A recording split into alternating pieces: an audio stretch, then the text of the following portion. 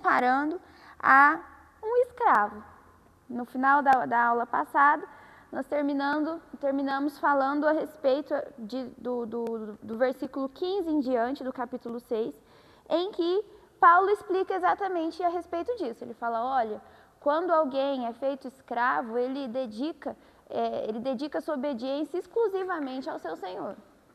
Se a gente expliquei ano passado que no Império Romano a escravidão era algo muito comum e tinha muitos escravos. A pessoa ela se tornava escrava por alguns motivos, ou ela nascia escrava, ou ela se tornava escrava porque ela tinha sido prisioneira, porque ela era prisioneira de guerra, porque ela era devedora de algo, ou porque ela voluntariamente decidia ser escrava de um senhor, que muitas vezes era melhor você ser escravo do que ser, por exemplo, um mendigo, ou alguém que ficava ali, né, sofrendo todo tipo de perigo. Então ela se voluntariamente dizia, olha, eu serei seu escravo. E aí nesse caso, o apóstolo Paulo, no versículo 16 de Romanos, capítulo 6, ele diz assim, pois vocês sabem muito bem que, quando se entregam a alguma pessoa para serem escravos dela, são, de fato, escravos dessa pessoa a quem vocês obedecem. Assim sendo, vocês podem obedecer ao pecado que produz a morte, ou podem obedecer a Deus e ser aceitos por eles. Terminamos dizendo, né, que, na verdade, o Senhor nos libertou da escravidão do pecado, mas agora nós somos escravos de Jesus. Nós somos servos de Jesus.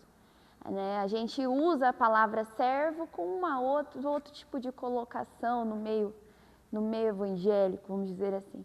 Mas quando Paulo fala sobre ser servo, ele está falando sobre ser escravo, alguém que obedece exclusivamente, que dedica o seu tempo, que dedica as suas vontades, alguém que obedece, né? E há então uma dedicação exclusiva. E o último versículo que nós lemos foi Romanos 6,19, que Paulo fala assim, falo com palavras bem simples, porque vocês ainda são fracos. No passado, vocês se entregaram inteiramente como escravos da imoralidade e da maldade, para servir o mal. Entreguem-se agora inteiramente como escravos daquilo que é direito, para viver uma vida dedicada a Deus. Paulo é bem explícito. Entreguem-se como escravos a Deus. Um escravo não tem direitos. Um escravo não tem direitos. Um escravo, ele não questiona a ordem do seu senhor. Ele está ali e ele se dedicará ao seu senhor. E ele vai terminar agora esse capítulo dizendo e explicitando o resultado entre você ser escravo do pecado e você ser escravo do Senhor. Então, abra aí sua Bíblia, se já não estiver aberta, em Romanos capítulo 6, versículo 20. Nós vamos ler do verso 20 ao verso 23, cada um lê um versículo. Eu vou começar aqui, Tiago, e assim por diante. Diz assim, quando eram escravos do pecado, vocês não faziam o que é direito. Naquele tempo, que fruto vocês colheram? Somente as coisas de que agora vocês se envergonham, porque o fim delas é a morte. Agora, porém, libertados do pecado, transformados em servos de Deus, o fruto que vocês colhem é para a santificação, e o fim, neste caso, é a vida eterna. Porque o salário do pecado é a morte, mas o dom gratuito de Deus é a vida eterna em Cristo Jesus, nosso Senhor. Esse versículo 23 é um versículo que temos que ter na ponta da língua. É um versículo que a gente precisa ensinar para as crianças, para que elas guardem. Por quê? Porque isso daqui explica para nós a festa que comemoramos hoje. Por que que Cristo morreu na cruz por nós? Porque o salário do pecado é a morte.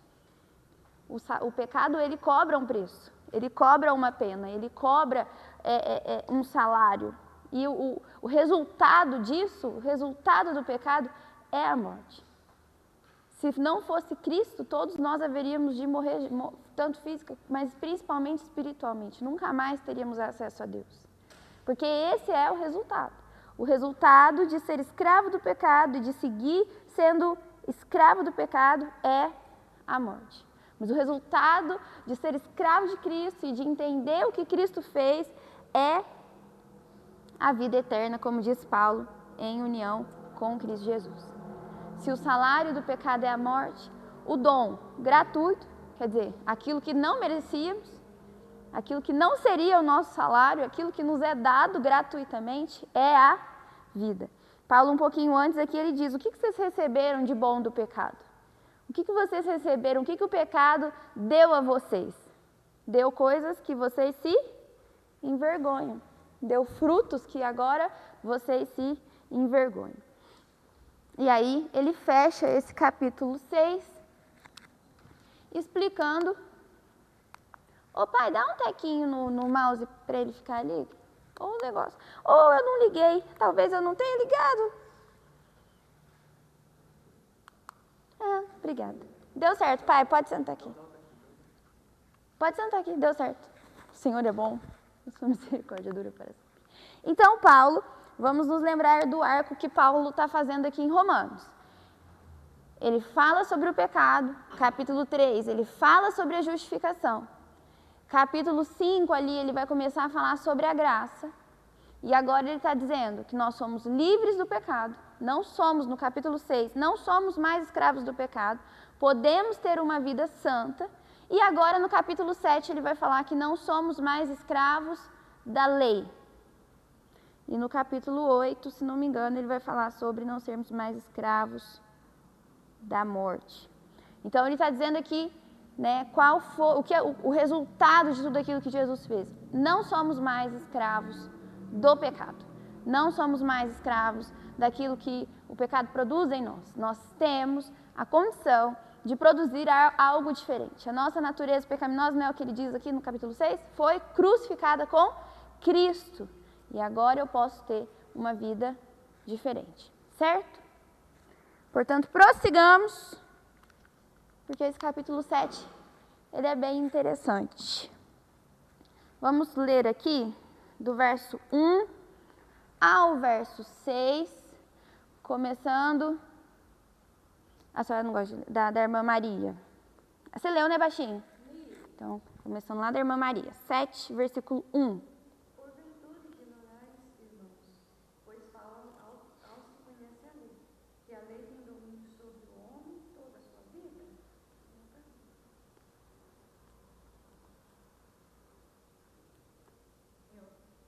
Por exemplo, quando uma mulher se casa, a lei alude a seu marido enquanto ele estiver vivo.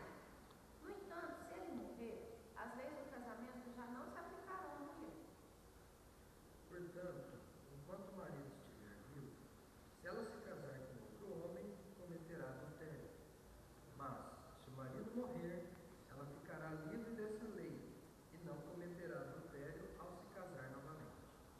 Assim também vós, meus irmãos, morreis quanto à lei mediante o corpo de Cristo, para pertenceres ao outro, aquele que ressuscitou dentre os mortos, a fim de que frutifiquemos para Deus. Pois quando vivíamos de acordo com a nossa natureza humana, os maus desejos despertados pela lei agiam em todo o nosso ser e nos levavam para a morte. Agora, porém, estamos livres da lei, pois morremos para aquilo a que estávamos sujeitos, para que sirvamos de maneira nova, segundo o Espírito, e não da maneira antiga, segundo a letra. Muito bem. Um pouco difícil. Parece que não está fazendo muito sentido. Vamos tentar entender o que Paulo está falando aqui. Paulo começa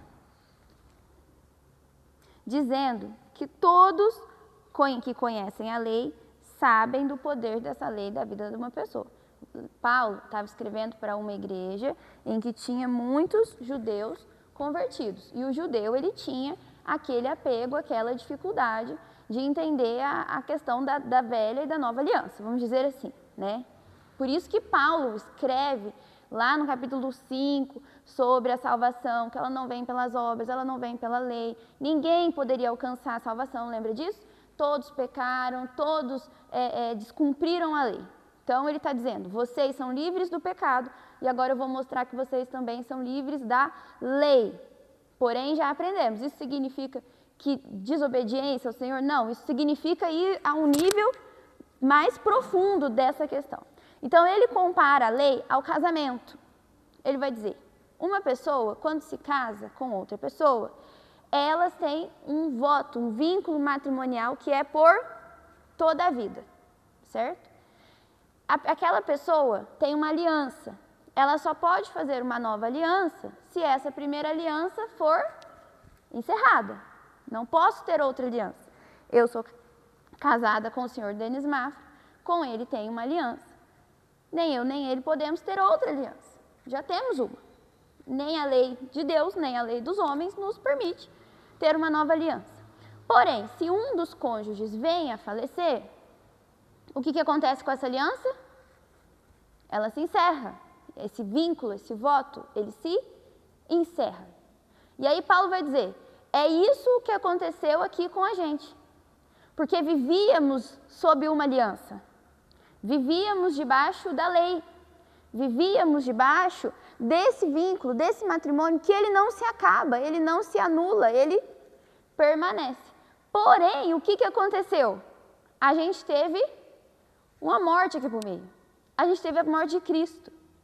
E essa aliança que foi feita com base na lei e com base no sangue de animal, ela se encerra. Ela se cumpre, na verdade. Tudo aquilo que a gente vê, né? Eu estava estudando um pouquinho sobre a Páscoa, tudo que acontece lá na Páscoa, tudo que quando Deus institui a Páscoa e traz para o povo aquela celebração, tudo aquilo que ele estava simbolizando lá atrás, ela se cumpre em Cristo. E com Cristo, quem morre? Eu morri com Cristo. Você morreu, a nossa natureza morre com Cristo. Portanto, a aliança que tínhamos ali, né, o casamento que tínhamos entre nós e a lei, e é engraçado porque eu gosto muito de ouvir o Augusto Nicodemos. Augusto Nicodemos, ele é um mestre excepcional. Ele é calvinista. Se você gosta de Augusto Nicodemos, preste atenção só aí para não estar confundindo sua cabeça. Qualquer dúvida, você pergunta para o pastor Cristiano ou para o pastor Lúcio. Mentira, daqui a pouco vai vir Romanos 9. Orem pela sua professora. Daí, ele está falando que o engraçado é que quando Paulo vai escrevendo, ele vai falando de um casal ali e que um deles falece. Mas que quando ele fala dessa transporta para a questão da lei, parece que quem vai falecer é a lei. Mas não foi a lei que faleceu, fomos nós que morremos. Se você presta atenção na maneira que ele escreve, ele vai dizer assim, ó. Se o marido morrer, ela estará, a mulher, livre e não cometerá adultério se casar com outro homem. O mesmo acontece com vocês, meus irmãos. O que parece que ele vai falar? Que a lei morreu, agora você pode fazer. Aí ele fala, não, mas não é isso que ele fala, o mesmo acontece com vocês. Do ponto de vista da lei, vocês também já morreram. Por quê? Porque nós morremos com Cristo, não é isso que ele diz no capítulo 6? Nós com ele morremos, a nossa natureza morre com ele e agora nós ressuscitamos para uma nova vida. Por conta disso, agora nós temos uma nova aliança. E aí ele mesmo conclui que vocês também já morreram, pois são parte do corpo de Cristo e agora pertencem a ele. Então, Paulo está fazendo um paralelo entre o casamento e a relação que o homem tinha com a lei. Com Cristo, a lei se cumpre, nós morremos com Cristo e agora nós pertencemos a Cristo. Portanto, não somos mais escravos da lei. Por que, gente, que isso é importante? Porque havia primeiro, um entendimento de que era a lei quem salvava. E embora no meio nosso aqui, da nossa igreja, a gente pareça que não tem mais esse entendimento, isso é muito comum na nossa cultura. As pessoas não falam dessa maneira, mas o que elas falam? Ah, essa pessoa era muito boa. Né? Não, todo mundo que parte, né, um artista, às vezes aquele artista ninguém nem sabia, mas ele morreu, ele vira o quê? Uma ótima pessoa. Então o Senhor o receberá. Mas a gente sabe que não é assim, porque nossa natureza é decaída. Não tem como. E embora pareça algo que a gente, não, isso aqui eu já entendi, isso aqui a gente já sabe, porque a gente não vive nessa lei, a gente não vive preso ainda, muitas vezes isso fica dentro da nossa cabeça, essa pessoa é boa. Às vezes a gente fala assim, aquela pessoa é tão boa, só falta ela se converter. A gente às vezes, Mas a gente já falou e já ouviu essa expressão. Nossa, aquela pessoa é tão boa, ela é tão gente boa, ela só precisa aceitar Jesus. Mas é uma coisa que a gente fala, tal, mas é equivocado. Porque as nossas ações não nos justificam. As nossas ações não mudam a nossa natureza. Então, dentro do contexto, é isso que Paulo está dizendo. Deu para entender, mais ou menos, o que está acontecendo aqui? Qual que é o paralelo que Paulo está fazendo? Porque Paulo, como diz Pedro, às vezes ele escreve um pouco difícil, né? E aí ele vai continuar dizendo aqui. Deixa eu ver se eu já mudei de slide. Meu Deus do céu.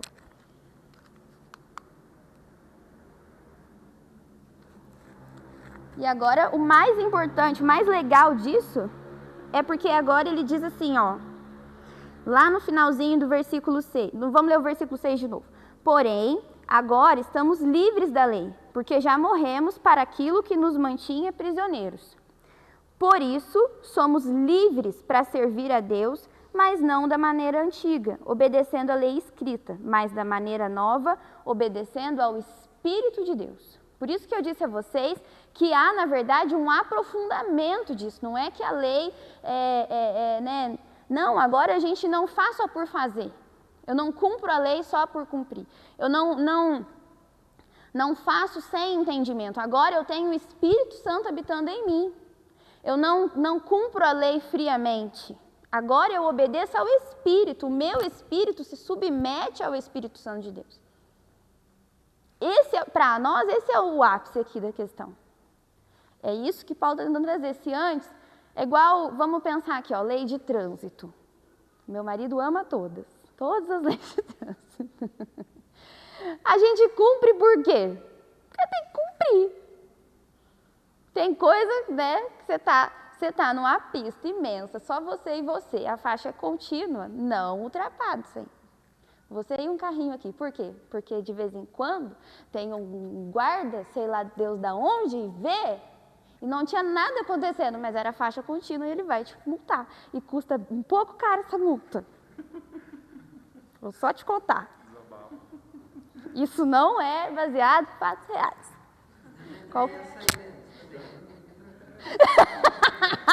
O melhor é que todo mundo já achou que foi você. Ninguém desconfiou de mim. Não tem nada acontecendo. É uma via imensa. Você e um carro a 40 por hora, mas a faixa é contínua.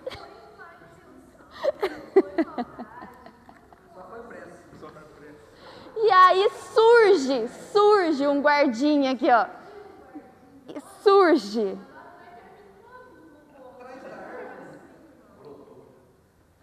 Essa é uma regra que a gente cumpre hoje em dia, por quê? Porque custou aqui. Mas via de regra, são regras que são somente o quê? Regras. Eu cumpro porque alguém disse que eu não posso. Não está acontecendo nada. Você está lá perdido no meio do nada, não tem ninguém. E era mais ou menos assim que eles viviam. Eles cumpriam a regra pela regra. Cumpriam a regra para não ter a penalidade ali. Agora é o que Paulo está dizendo, vem, vamos mais, vamos aprofundar mais. Agora a gente não faz, a gente obedece porque a gente obedece ao Espírito. Agora eu tenho consciência, agora eu entendo, agora me é dada a oportunidade de transformar a minha natureza. Não só a regra pela regra. Não só a lei pela lei, pela cerimônia, mas pelo Espírito que habita em mim e me dá essa condição e esse entendimento. Certo? Alguma dúvida? Algum comentário? Prossigamos. Vamos lá. A partir do Denis, do verso 7 ao verso 13. Que diremos, pois? É a lei pecado? De modo nenhum. Mas não conheceu o pecado senão pela lei. Porque eu não conheceria a concupiscência se a lei não dissesse, não cobiçarás. Oi. Pode ir, baixinha. Mas o pecado, tomado ocasião pelo mandamento, operou em mim toda espécie de concupiscência, porquanto, onde não há lei, está morto o pecado. 9. Sem a lei eu vivia, mas sobrevivendo o preceito, reviveu o pecado, e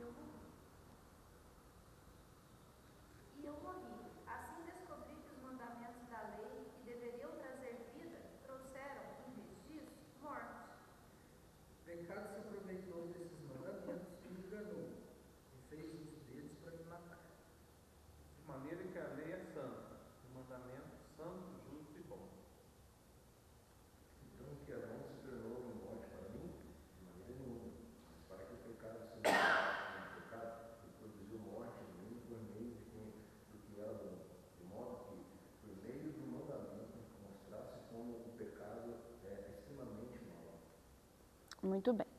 Então, nós vamos entender que aqui Paulo vai responder duas perguntas comuns ao judeu. Se ele está dizendo que não somos mais escravos da lei, a primeira pergunta que o povo fazia era, então a lei é pecado? Cumprir a lei é pecado? E outra pergunta é se então aquilo que era bom, aquilo que era a lei, me leva à morte? Nós vamos pensar nesse trecho, tentando entender as duas respostas que Paulo dá. Primeira coisa que a gente precisa perceber aqui, é que houve uma mudança na maneira de Paulo escrever. Até então ele estava usando vocês, eles ou nós. Ele estava usando a terceira pessoa ou a primeira pessoa do singular. Aqui ele passa a escrever eu. E aí, gente, nós vamos no próximo trecho discutir um pouco melhor essa questão, mas para alguns, nessa parte específica aqui, do versículo 7 ao versículo 13, Paulo pode estar fazendo referência, quando ele fala eu, ele pode estar fazendo referência à própria nação de Israel. A própria Israel como um todo, ao judeu como um todo. Por quê? Porque aqui ele fala assim, quando eu vivia num tempo que eu não conhecia a lei, mas Paulo nunca viveu num tempo que ele não conhecia a lei. Paulo nasceu judeu, hebreu, fariseu, estudou, fez todo lá o procedimento, toda a cartilha do judeu ele fez. Ele estudou desde pequenininho, depois ele foi lá estudar com os mestres da lei, tudo direitinho. Então, pode ser que aqui ele esteja usando o que alguns vão chamar de eu retórico. É igual aqui, quando eu conto essas histórias e eu falo alguma coisa, ou eu falo, se eu faço isso, às vezes não sou eu necessariamente, mas a gente usa esse recurso de linguagem, certo? Pode ser alguém, tem uma galera que acha que Paulo está falando dele mesmo, assim como no trecho seguinte, mas pode ser que ele estivesse falando numa amplitude maior aqui. O que ele está dizendo? Ele está dizendo, primeira coisa aqui, o que vamos então dizer? Que a própria lei é pecado? É claro que não. Paulo e suas perguntas retóricas e seu jeitinho, fala, claro que não. Mas foi a lei que me mostrou o pecado. A lei, ela caracteriza o pecado. Ela revela o pecado. Ela deixa explícito o que é o pecado. Por quê?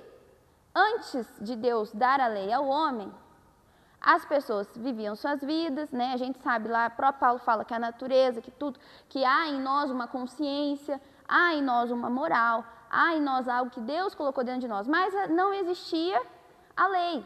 Então, aquilo que as pessoas faziam, elas às vezes não conseguiam, não tinham capacidade ali de perceber que aquilo era pecado. Então, a lei vem e ela caracteriza o pecado. Ela deixa claro tudo aquilo que é pecado. E como eu já falei para vocês, é muito legal, porque quando a gente volta lá, eu sei que é um pouco chato, mas se você pega lá as leis para ler, não as leis cerimoniais que Deus dá, mas quando você pega as leis, vamos dizer assim, as leis morais, as leis civis que Deus dá ao povo, é sempre tentando proteger o povo, sempre tentando dirimir os conflitos, sempre dizendo, olha, se você causou algum dano a outra pessoa, você precisa indenizar, você precisa... É sempre tentando cercar o povo para que o povo não errasse, para que o povo não se ferisse, para que o povo não entrasse em confusão entre si, não adorasse outros deuses. Nunca é uma norma absurda, um negócio... Não, aquilo que desagrada a Deus, a gente consegue entender. Porque aquilo que desagrada a Deus é mal, prejudica, é o que Paulo fala. O fruto disso é um fruto de vergonha, é um fruto amargo, é um fruto ruim. E aí, quando Deus dá a lei ao povo, aí ninguém mais tem desculpa. Todo mundo consegue dizer, então eu errei. Aí Paulo diz assim, que quando ele não... Deixa eu ler aqui. Ele fala assim, mas foi a lei que me fez saber o que é pecado, pois eu não saberia o que é cobiça se a lei não tivesse dito não cobice. Mas o que acontece? A partir do momento em que eu tenho a lei, ela ilumina os meus desejos. Se eu tinha antes da lei, se o homem, né, Tá vendo? O eu retórico, se eu tinha antes, é isso que Paulo faz nesse trecho aqui. Que eu não nasci antes da lei. Eu estou usando aqui para chamar a identificação. É isso que Paulo está fazendo nesse texto. Voltando. Se o homem tinha um desejo, se ele tinha, né, igual Paulo está usando o exemplo aqui da cobiça. Se o homem cobiçava e antes não havia lei que o condenava, né, ele não, tá bom, cobiçou. Mas a partir do momento que há a lei e aquele desejo nasce, aquele desejo tem nome agora. Aquele desejo tem uma característica, aquele desejo ele tem uma consequência. Então, a lei, ela caracteriza o pecado. Aí Paulo diz, a lei, então, é pecado? Não. A lei não é o pecado, a lei não cria o pecado, a lei não faz com que eu peque. Ela só caracteriza aquilo que eu já fazia. Ela explicita a natureza da minha carne. Ela só traz luz. É isso que Deus faz quando Ele dá a lei. Para que ninguém pudesse chegar, é a mesma coisa, acontece isso no direito do trânsito, né? E em todas as esferas do direito. Ninguém pode dizer, ninguém pode usar como defesa o não conhecimento da lei. Ninguém. Ninguém é excusável. Inexcusável por causa disso. Seja no trânsito, seja em qualquer. Você, mas isso é crime? Rapaz, não sabia. O problema é seu. Serás condenado da mesma maneira. É o que Deus faz aqui. Agora ninguém mais pode dizer que não sabia, que, mas isso daqui... Não, agora existe uma lei, existe uma regra. E aí, a lei, ela é pecado? Não. Mas ela revela o meu pecado. E aí, Paulo escreve aqui, dizendo, né, que houve um tempo em que ele não conhecia a lei. E aqui, provavelmente, ele está falando de Israel. Houve um tempo em que os homens, que a humanidade, que a nação de Israel não tinha lei. Eles estavam lá, vão lembrar? Eles estavam lá no Egito, viveram 400 anos debaixo daquela escravidão, e ali eles não tinham lei. Mas agora todo mundo tem condição de saber. Pode dizer, Papis.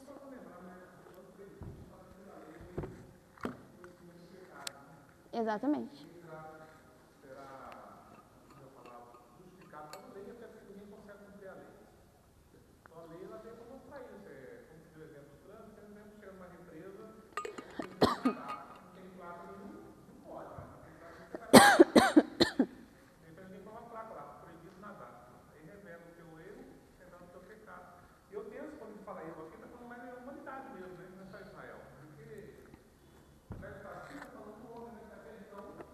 Não tinha nada.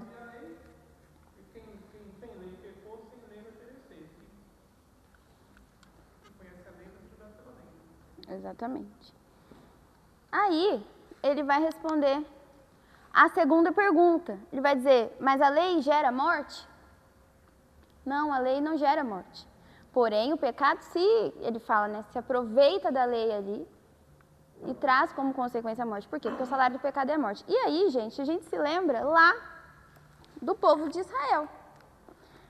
Porque o que aconteceu quando você volta lá, em Êxodo? Quando Deus tira o povo de Israel do Egito, e aí ele leva esse povo para o deserto, e aí ali no comecinho da caminhada, lá no capítulo 19, para você entender aqui mais ou menos a ordem. No capítulo 14 de Êxodo, o povo atravessou o Mar Vermelho. No capítulo 19 de Êxodo, Deus fala com Moisés e Deus diz assim, capítulo 19 de Êxodo, versículo 3. E Moisés subiu ao monte para se encontrar com Deus. E do monte o Senhor Deus o chamou e lhe disse, diga aos descendentes de Jacó, os israelitas, o seguinte, vocês viram com seus próprios olhos o que eu, Senhor, fiz com os egípcios, e como trouxe vocês para perto de mim, como se fosse sobre as asas de uma águia. Agora, se me obedecerem e cumprirem a minha aliança, vocês serão o meu povo. O mundo inteiro é meu, mas vocês serão o meu povo escolhido por mim. Vocês serão um povo separado somente para mim e me servirão como sacerdotes. É isso que você dirá aos israelitas. Então Deus fala para Moisés, seguinte, fala para o povo que se eles quiserem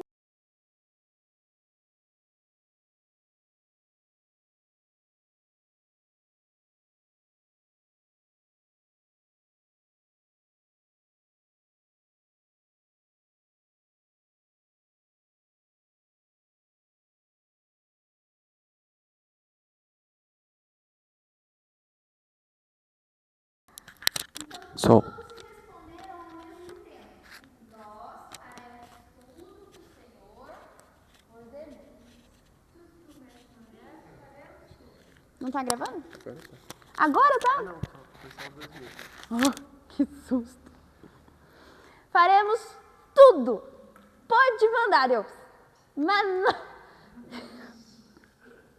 Ai, gente, eu falo, ainda bem que Deus é Deus, né? Porque assim, amar o mundo inteiro é muita gente. Quando Deus fala, porque Deus amou o mundo inteiro. É muita gente para estar amando. É muita gente para Deus, tá? É porque Deus é Deus. Que se fosse eu... Aí o povo fala, não, pode mandar. Pode mandar que essa aliança está feita, é isso aí mesmo. Aí o que acontece? Moisés fala, então, tá bom, pessoal, é isso aí? Pessoal, é isso aí. Então, beleza.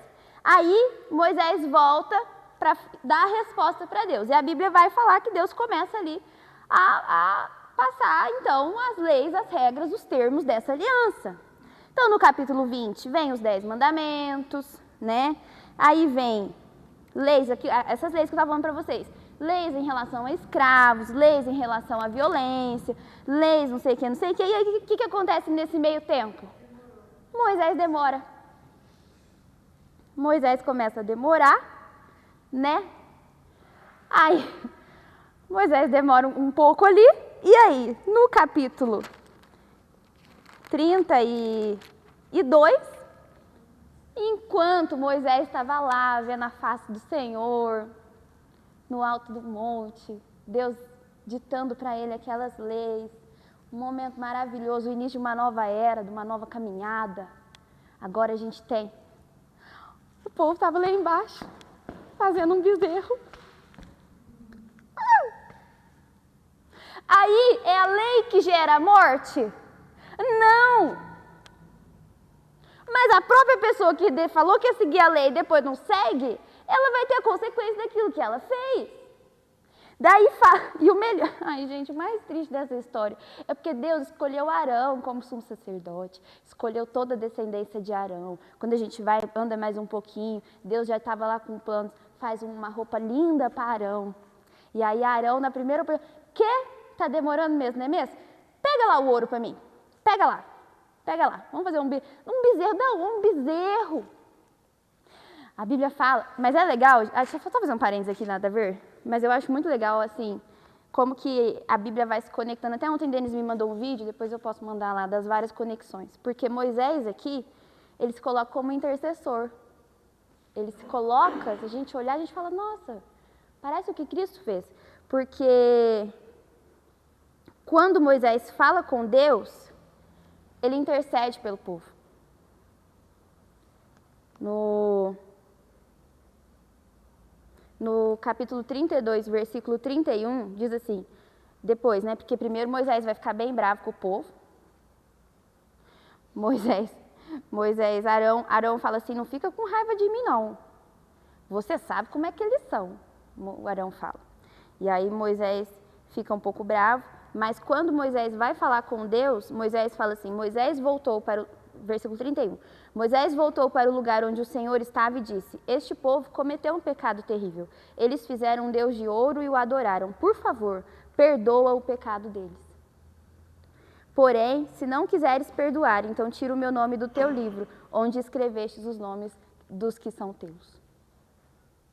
É legal a gente ler assim, com essa percepção de como que tudo vai apontando para Cristo. Moisés se coloca ali entre o povo e Deus e fala, perdoa. Por favor, perdoa o erro deles. E Moisés é um pouco ousado, senão você tira o meu nome dos... Mas Moisés era o cara que conversava face a face com Deus. Então, assim, né?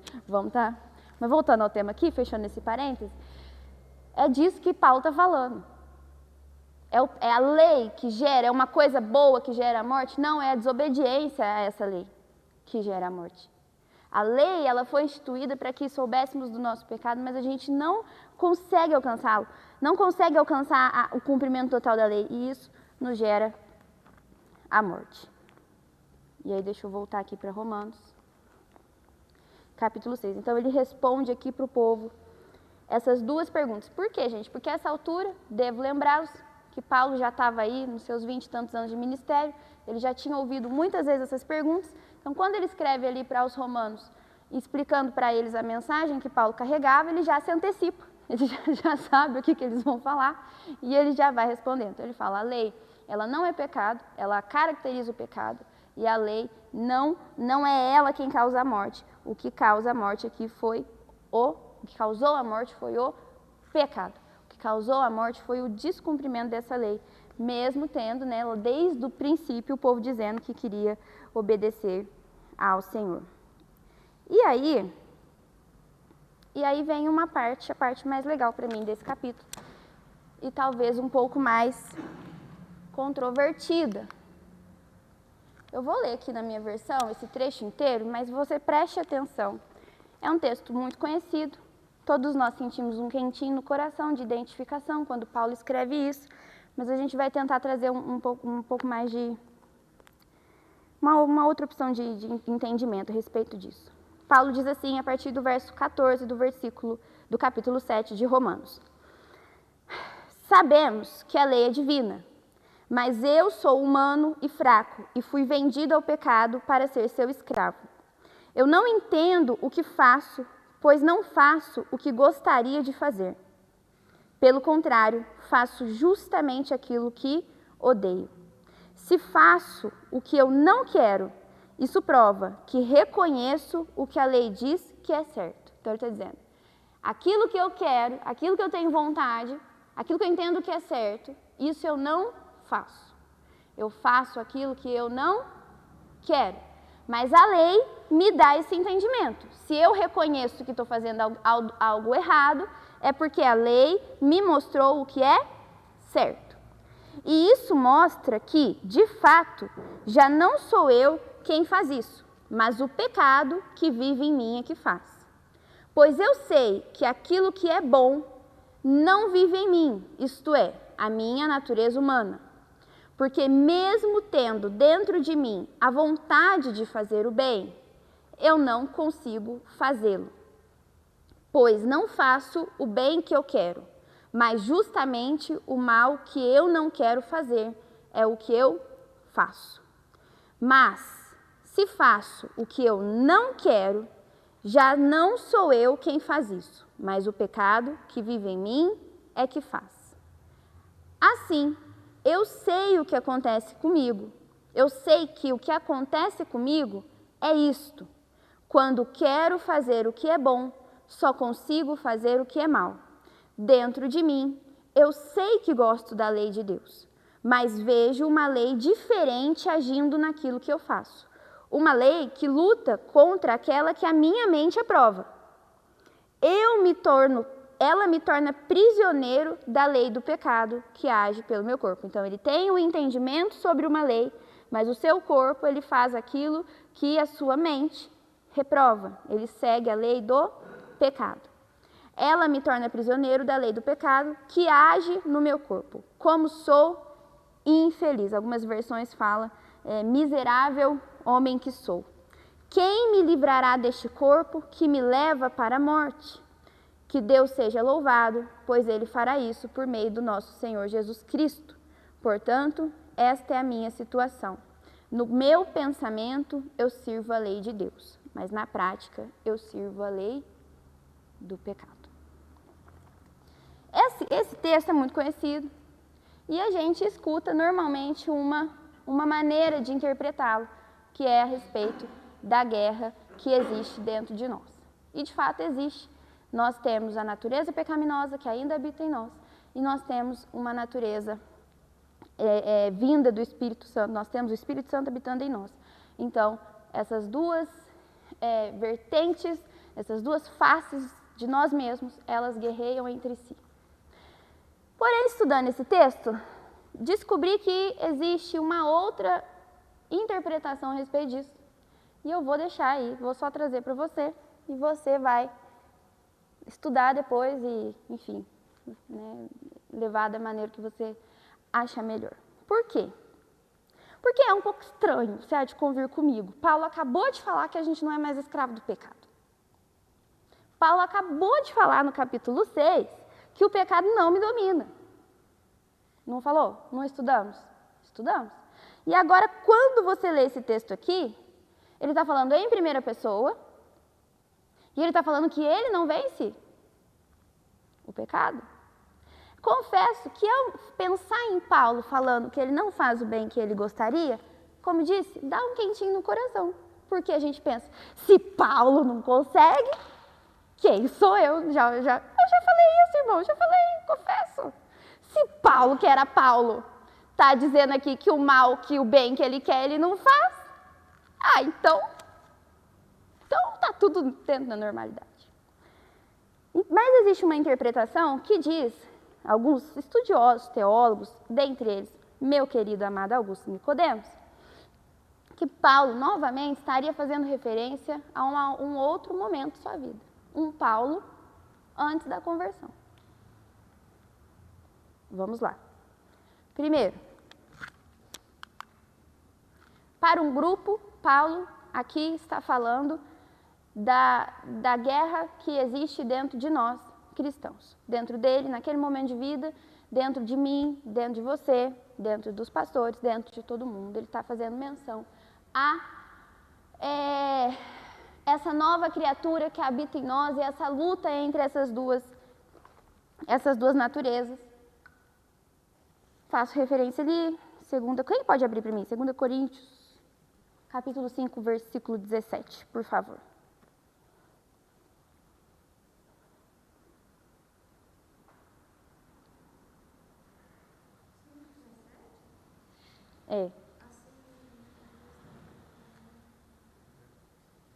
Pode restar. Pode. Isso, pode. Assim, se alguém está em Cristo, é nova criatura. As coisas antigas já passaram, eis que tudo se fez novo. Muito bem. Então, tá vendo? Outro versículo que a gente precisa ter na nossa mente. Então, para a maioria dos estudiosos aí, Paulo está fazendo referência a essa luta entre nós. Somos uma nova criatura, mas habitamos num corpo que ainda é carnal, e aí a gente fica nessa luta, né? Fica aí tentando vencer essa natureza pecaminosa, e por vezes o bem que eu gostaria de fazer, esse eu não faço. Que miserável homem que sou, né? E aí ele fala, e um dos argumentos que esse grupo usa é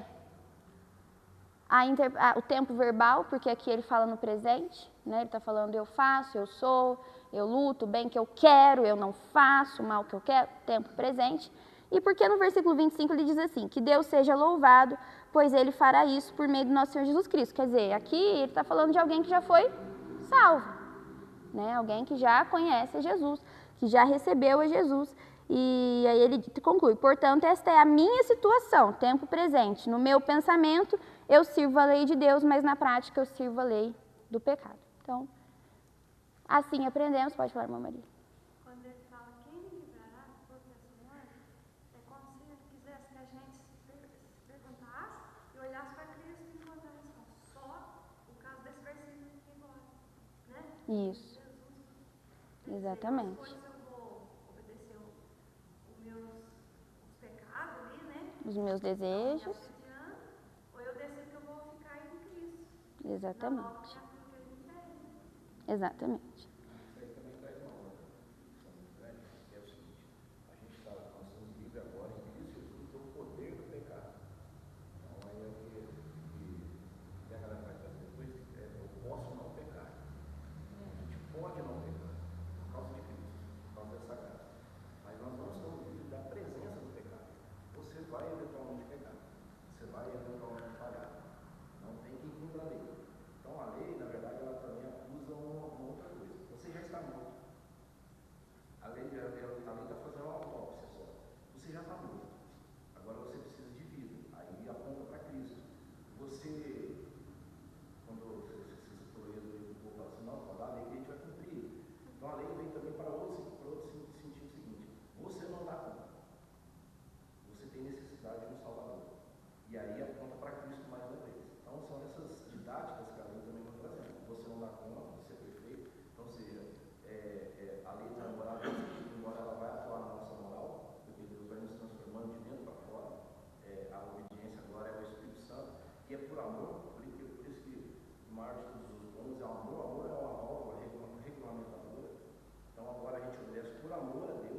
relacionamento com Deus, que através do seu Espírito agora você pode obedecer, mas é por amor, não é mais por regra.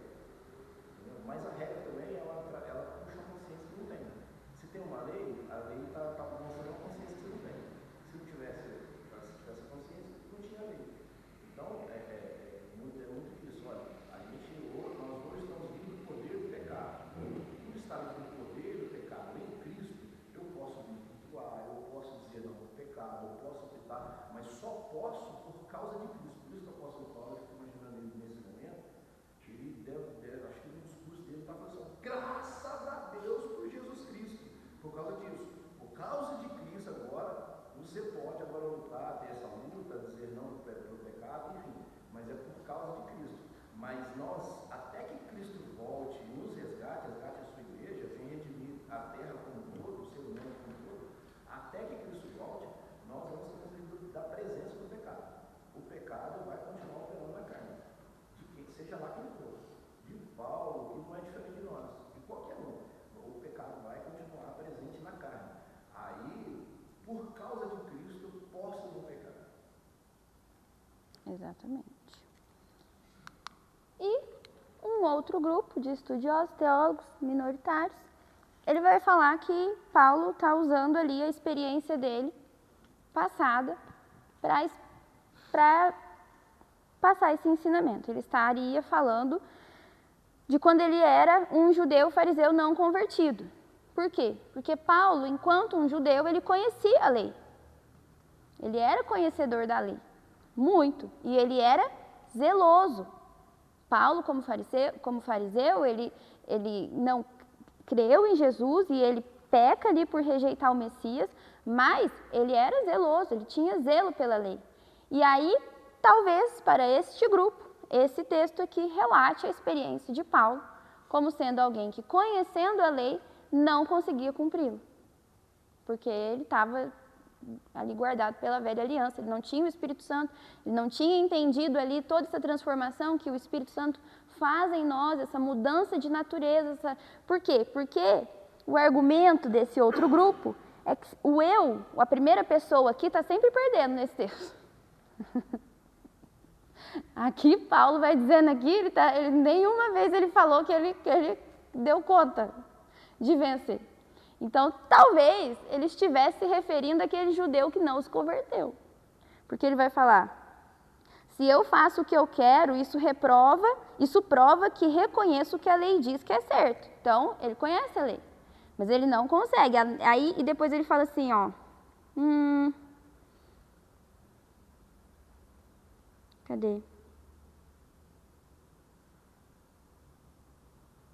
Assim, eu sei que o que acontece comigo é isso. Quando eu quero fazer o que é bom, só consigo fazer o que é mal. Dentro de mim, eu sei que gosto da lei de Deus. E como judeu, ele amava a lei de Deus. Ele servia, ele tentava. Mas vejo uma lei diferente agindo naquilo que eu faço. Uma lei que luta contra aquela que minha mente aprova. Então, como alguém tentando seguir a lei, mas ainda sem o entendimento, sem o Espírito Santo, ele amava aquela lei, a sua mente sabia o que era certo, mas o seu corpo não conseguia fazer. Então, essa é uma outra maneira de ver. Seja como for, a única coisa Acabou? A única coisa que eu acho importante ressaltar é que a gente não pode, em nenhuma hipótese, seja como você achar melhor a interpretação, seja como você quiser aplicar esse texto na sua vida, seja como for, em nenhuma hipótese a gente pode cair no erro do crente Gabriela. Eu nasci assim, eu cresci assim, vou morrer assim. Gabriel. Por quê? Isso aí é contrário. Ah, porque eu sou assim, meu temperamento é assim, porque eu não consigo mesmo, porque eu não venço mesmo, porque meu pecado é assim mesmo, porque Deus me entende, porque não sei o que, não sei o que. Isso não.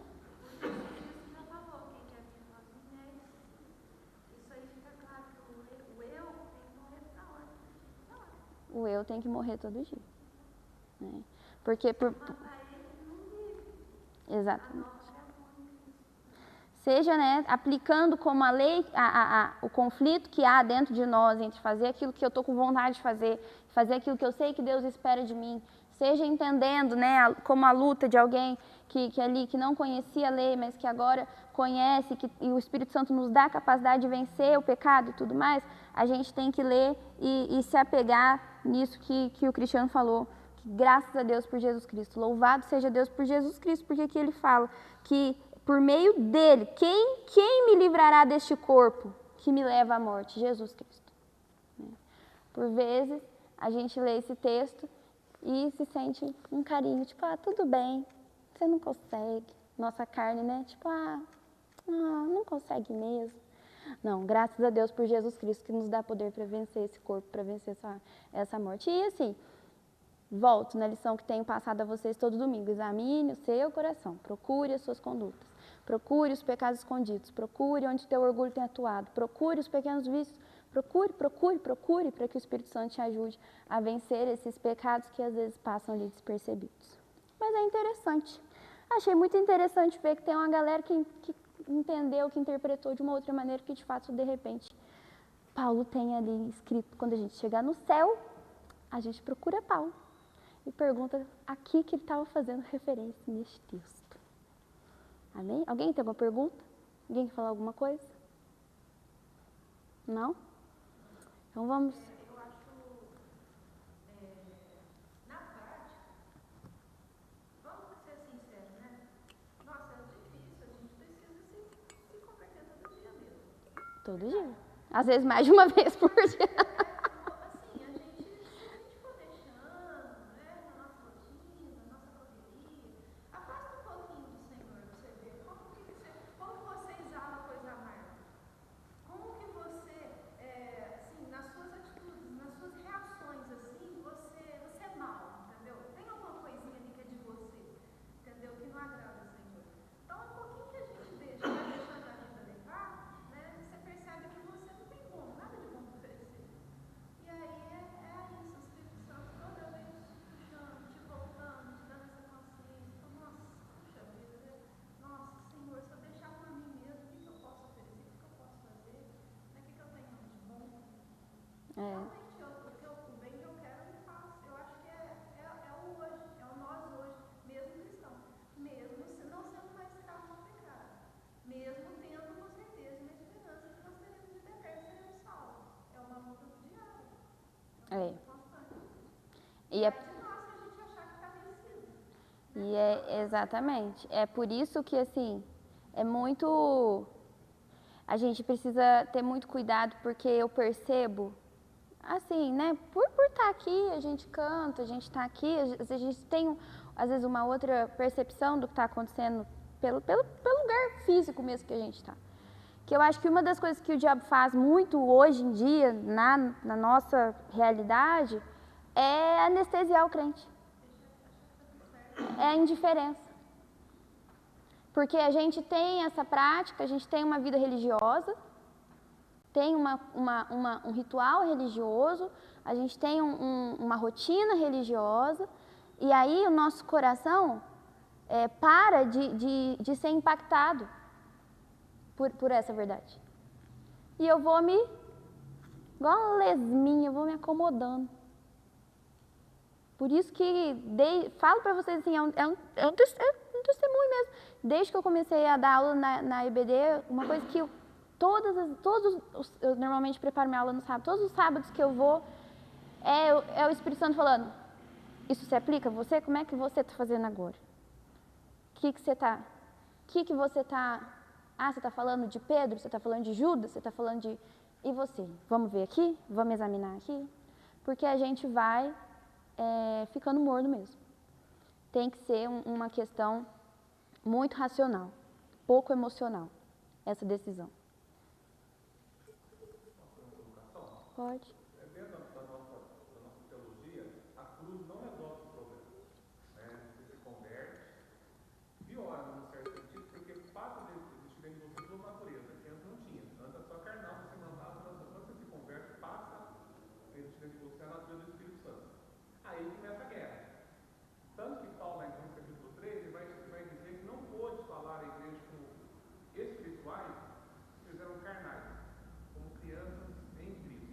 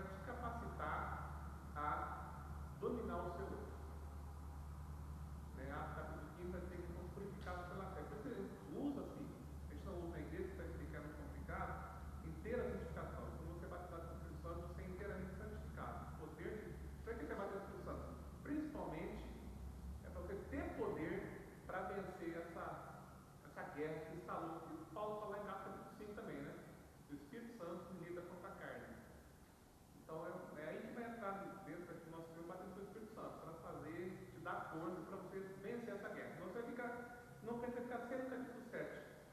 Se eu quero, eu faço, como quero, eu faço, aquela confusão, um dia tá bom, um dia tá ruim, um dia quer, um dia não quer.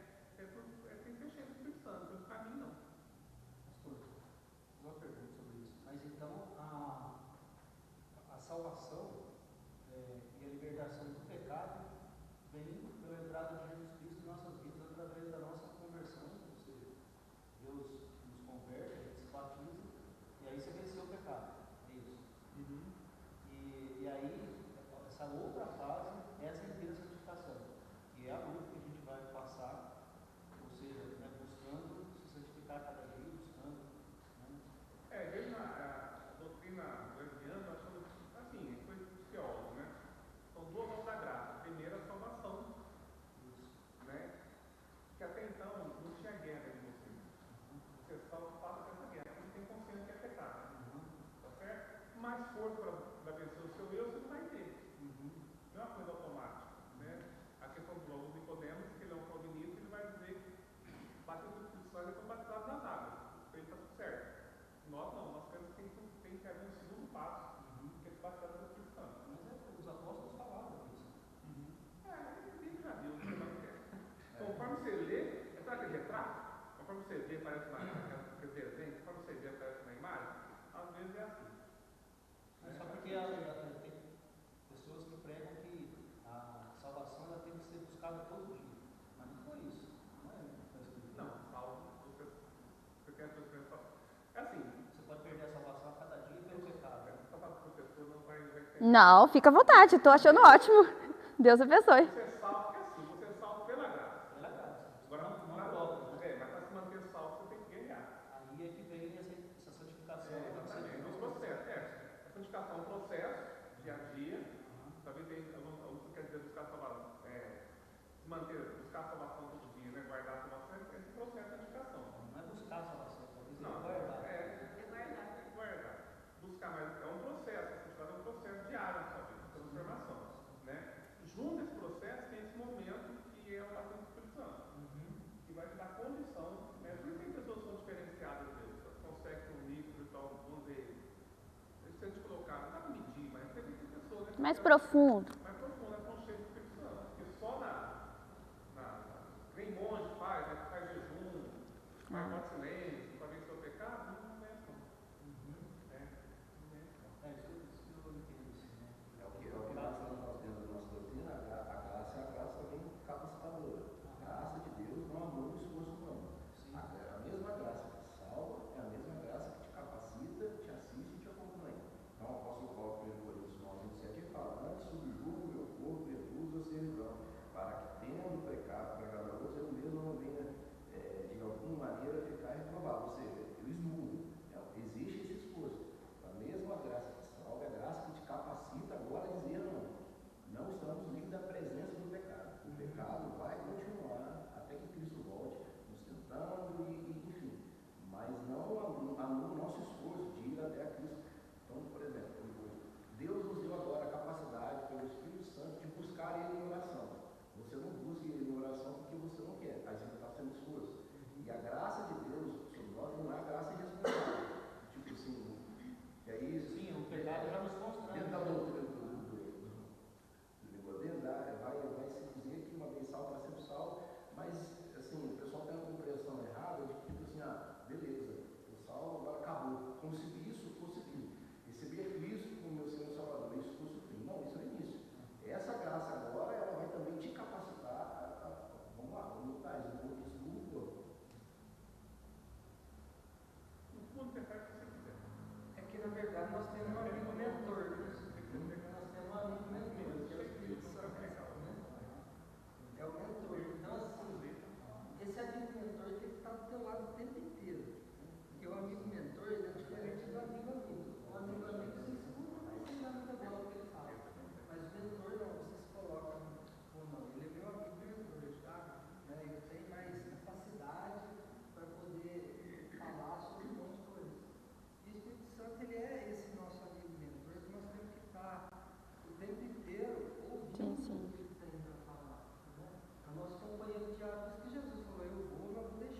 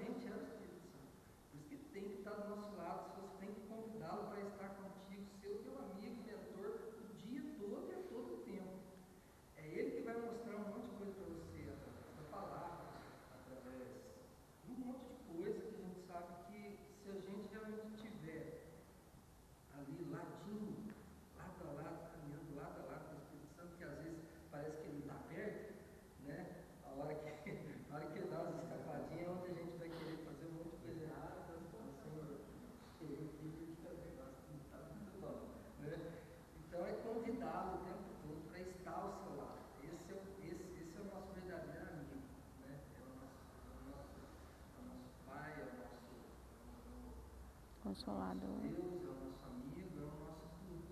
É. Né? Então, eu estava comentando com a Bel na nossa caminhada. Eu tenho vivido isso de uma maneira assim que fosse, meu Deus, se não fosse pela graça do Espírito, sabe, assim, eu tenho vivido dias onde eu nem imaginava, embora na minha ignorância bíblica, Deus se revelasse tanto comigo através da palavra. Então, assim, do nada, chega um versículo, chega uma música, aí eu penso numa coisa, aí vem outro versículo, que há muito tempo eu nem lembrava dele mais. Então, é assim, é ter essa disposição para continuar a estar com a gente, todos os dias, todos os momentos, que é isso que vai nos guardar, é isso que vai nos revelar a todo instante quem é Deus e por que eu devo obedecer. Né? Então, isso é muito importante. O Sim. Espírito Santo não pode ser o Deus esquecido. Sim. O Espírito Santo tem que ser realmente o nosso amigo mentor. Está do nosso lado o tempo todo, você dá aquela consultadinha. E aí? Ou às vezes, quando você não vê, você convida ele para vir. Por isso, uma hora não dá para explicar aquilo. Uma hora não dá.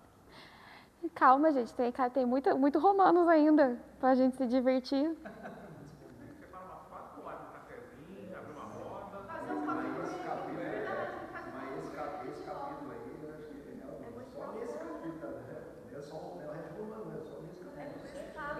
Depois tem o 8 ainda, que aí já pode separar mais umas 4, 5 horas. É muito bom. Depois a gente faz uma roda